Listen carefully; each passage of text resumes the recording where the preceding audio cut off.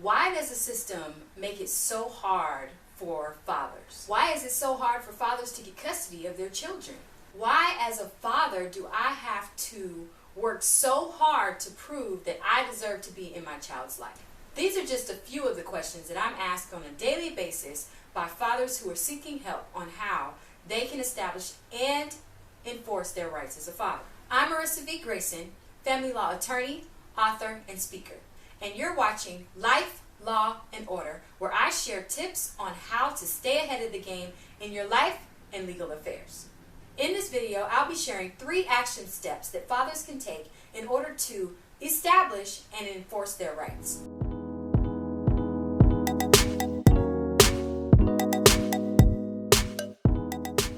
So why is it so hard for fathers to exercise their rights as a father?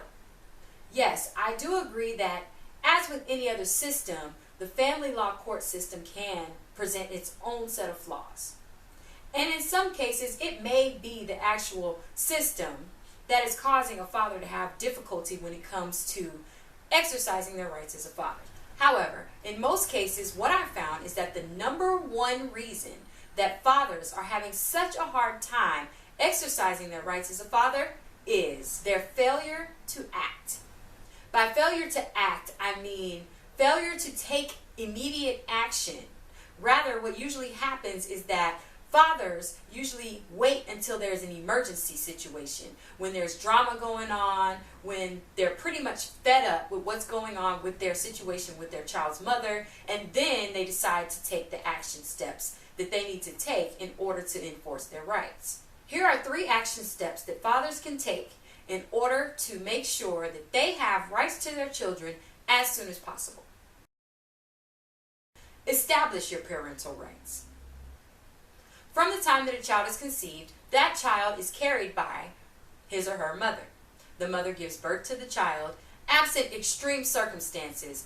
Once a mom is pregnant, and once the child is born, that mother essentially automatically has rights to that child. Because after all, you can't dispute maternity. Fathers, on the other hand, can dispute paternity. Because fathers don't go through pregnancy and childbirth, they can pretty much dispute paternity at any time. That's why you have all of these instances where you see guys saying, "Oh, I'm not the father, it's not my baby," because you pretty much can't just automatically say this is that man's child without DNA. A lot of times, fathers mistakenly believe that just because they sign the voluntary declaration of paternity when the child is born, that automatically establishes legal rights to the child.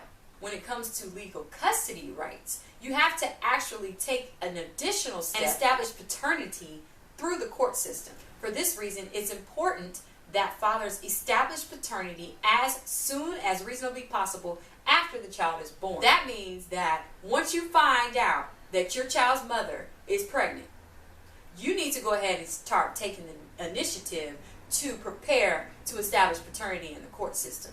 No matter how good your relationship is at this very moment, it may not always be that way. So it's very important for you to take proactive steps rather than being forced to take reactive steps once the drama hits the fan. Establish custody of your child. Establishing custody is going to determine who is going to have the rights to custody of your child in the event that you and your child's mother can't come to an agreement.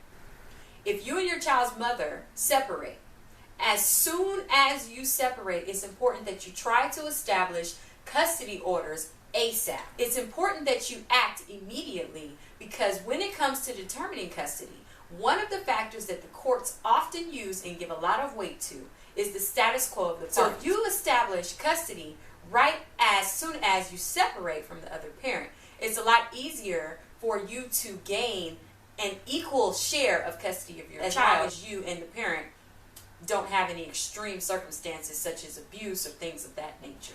If, however, you wait until months and months and months have passed after you and the other parent separate, then if that child has been living with the mother for the last 4 or 5 months, now you have to convince the judge that it would be more beneficial and in your child's best interest to disrupt what's been going on. A lot of judges are reluctant to disrupt what a child is already accustomed to.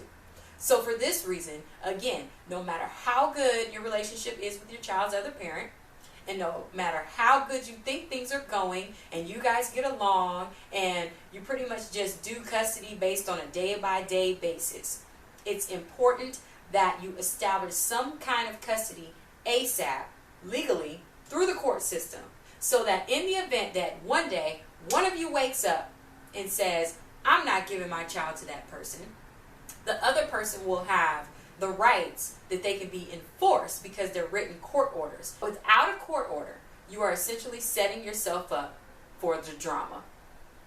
So make sure that you establish custody ASAP.